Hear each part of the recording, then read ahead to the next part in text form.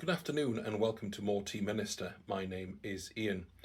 This is our second video in what we might call a double bill or a triple bill even. We are looking at a third Nepalese white tea in succession. We looked at two teas together in our previous video, and the reason we group those together is that they are from the same year, 2024, and from the same plucking standard. They're both examples of a white peony white tea. In this case, we are still in 2024 and we're in an autumn harvest. This is again from Discover Nepal Tea based in Australia. So this is autumn 2024 again, but this is set to a different plucking standard. Without kind of jumping the gun, this is a combination of picking the peony ripe but set, or the first semi-wet leaves are picked along with the buds, so it's a more sort of comprehensive plucking standard of buds and peony.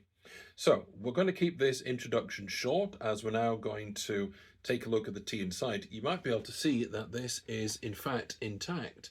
I haven't even had a look at this tea or a smell of it myself, so I'm looking forward to that in 2 ticks. See you soon. Hello and welcome to part 2 of our video.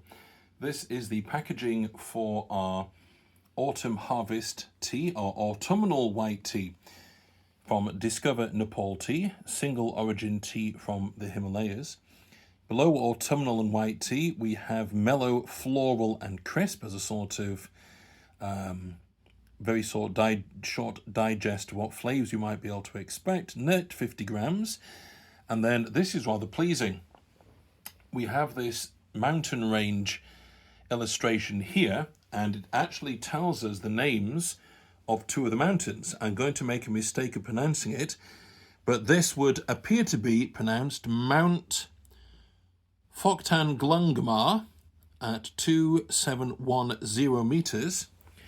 And then over here, forgive me my pronunciation, Mount Senchalengma, that wasn't too bad, at 8586 meters, so that's quite some height.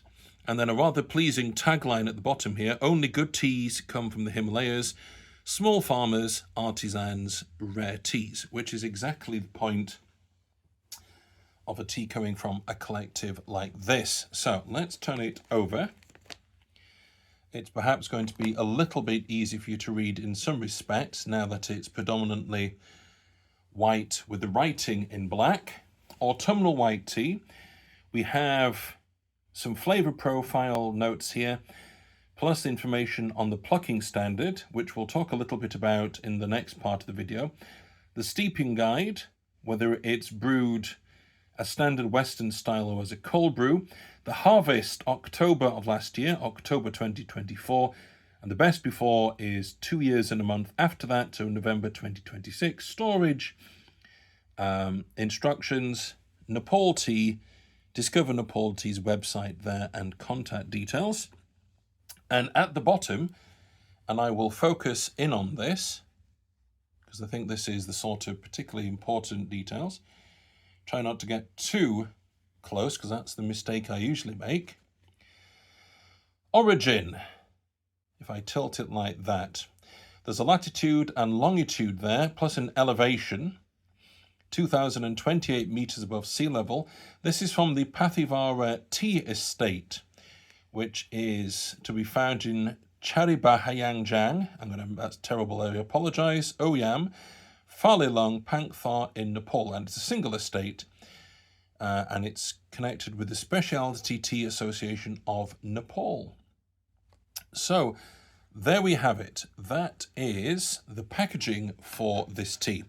I'm now going to take the packaging away so that you can have a look at the tea inside. I'm going to keep it at this magnification, and we will see if that's too close or not. Oh, that doesn't seem too bad. I think we'll keep it there. This looks a lot like twisted leaves rather than simply withered. I'm not saying that's the case, but these are quite chunky and in their own way compact. It doesn't take much of them to make for an appreciable weight, quite a compacted volume. The colour is relatively uniform in terms of variations of green. There is here something that's more oxidized, but in general, if I spread this out a bit, you can see that this has just been really, really carefully and thoughtfully withered just to remove the moisture, but it's pretty much kept the oxidation at bay. So there we have it. That's the details on the packaging and the contents for the Autumnal White Tea from Discover Nepal Tea. Oops, sorry for shaking the camera. And that's from the Pathivara Tea Estate. Take care. Hello again and welcome back to part 3 of our video. Our second video for today, the third part, so to speak, in our triple bill, or the second part of our double bill, depending on how you look at it. And we are looking at, as a reminder, a autumnal harvest white tea from 2024 in Nepal. The plucking standards are a little less specific than Singer White Peony or Silver Needles. So these white teas, I'm quoting, are utterly fragrant with flowery and vegetal aromas, while some may even have a grassy note and citrus astringent. The peony, a ripe bud set. All the first semi-wet leaves are picked along with the buds during the autumn sun. So, slightly more all-encompassing in terms of the plucking standards. I don't want to say standards in the sense of a matter of quality, but just what the pluckers are aiming to harvest. So, the brewing parameters are slightly different than for the two teas in our previous video, insofar as whilst it's still 80 degrees centigrade, the time has been bumped up to 3 minutes. And in fact, it does specifically say 80 rather than 85. So I'm just going to take the lid off the kettle. So once again, just to be a little bit different, we've got our transparent jug and a strainer, a cup here, which you can't see, which is going to hold the strainer once it's done its job. I'm using grown-up crockery today, and I've got 3 grams of this autumn harvest from 2024 Nepalese tea. I will say there's one leaf there, don't know how well you can say it, that's pretty well oxidized on that side, really rich brown, and not so much on the other, but that's by the by. We've got 3 grams. We're going to go for 300 mils of water again, so let's get that in our jug. The timer's all set for 3 minutes. Yep, we're now down to 80 degrees. That's excellent. And let's get that poured. I'm hoping, for the sake of your patience as much as anything, that this video will be shorter than our previous one, because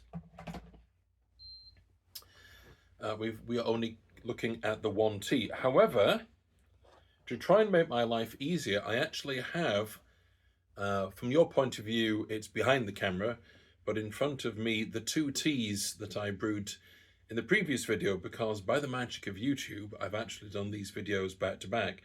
So if I want a frame of reference for this tea, I can just go to this one. I think I mentioned in previous videos that Nepalese tea is, I think it's fair to say, going through something of a resurgence. We might even say renaissance. I know that in the past there was less control for small producers, but I suppose that's always been the case when faced with middlemen or bigger businesses. However, I remember reading that within Nepal, there's much more emphasis on terroir, whereabouts in Nepal the tea is harvested from, and whether that's the soil, whether that's the altitude, whether that's the climatic conditions, or climatic conditions. All of these things will obviously affect the tea. I was really struck by how different the 2 teas were in our previous video, the spring and autumn harvest from 2024. Granted, you have the differences that the harvest will make, the time of year, but also the difference coming from 2 different farms. And I can't remember what I said, but I did try and work out what the distance is between those two farms. So I am desperately filling because we've got a minute to go. What else shall we talk about? Yes, he says filling. I've got a few more teas from Nepal, white teas, to investigate. And then we have another Nepalese oolong. I've noticed the website for, let me make sure I get it absolutely right, Discover Nepal Tea has now got a monsoon white tea. So I will be interested to know what harvest, sorry, not what harvest, but what year that is from. I suspect the reason why we've got autumn 2024 teas is that when I bought these, which was granted the back of October, it's possible that the autumn harvest hadn't even been completed. And so it's quite good to be able to say what was it like in 2024 and how is it in 2025. And I can do that with some of the spring harvests, but as of yet, not with the autumnal ones. And we are on a 4-second countdown, you'll be pleased to know. There we go. Let's get our strainer out. The colour of the tea, I would say, is slightly stronger than the other ones. That's 3 minutes rather than, that's a full 3 minutes rather than 2 minutes, that's it. And it's also, but at a lower temperature. So swings and roundabouts. On the nose, wow.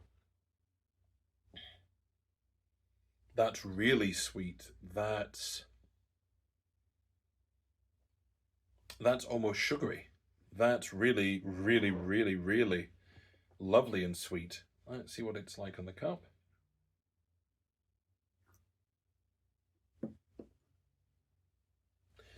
Take the saucer. Yes, it's just a huge blast of sweetness.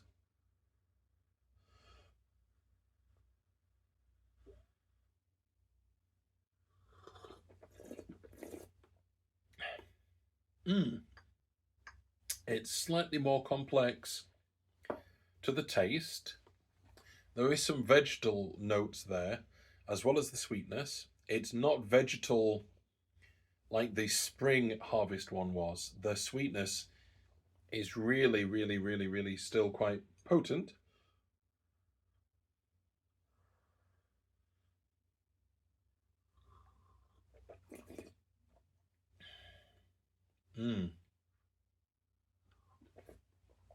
That's another absolutely delightful tea. I'm going to take a bit of that for afterwards. So, this is a third estate again. So far we've looked at 3 teas from 3 different estates, and they're all producing something different. This is our second autumn harvest. It's not identical to the other autumn harvest tea at all. The real focus here is the sweetness. It's sort of enervating. It's really uplifting just because it's just so full of sugar and full of sweetness and really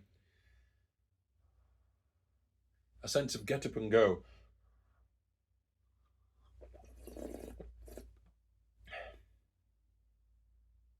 There is some fruit in there as well, a bit of fruit. I would say the sweetness and the sort of vegetal notes are pretty well balanced, but it doesn't come across as a vegetable. It's not like a green tea. That fruity note in there is really making a huge difference. Whether these are the flavors I'm meant to get, because it's not quite the same as the tasting notes here, but I would say if you want sweetness front and center, not overwhelming, not out of balance, but if you want a huge amount of sweetness, this would be the one to go for.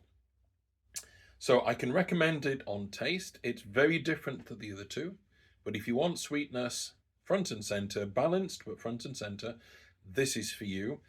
It's not any more difficult to get hold of than the other teas in the Discover Nepal tea range. I don't know why I keep looking. It's not a complicated name, but I want to make sure I get it right. And the brewing parameters are once again very simple. So I hope this has been a useful triple bill. I've certainly enjoyed it. This tea, how long ago did I stop sipping that? 10, 15 seconds? My mouth is still absolutely full of that flavour. That's remarkable. It's a win-win, win-win-win. It's 3 points from me, a hearty recommendation. So that leaves me simply to say happy steeping and God bless.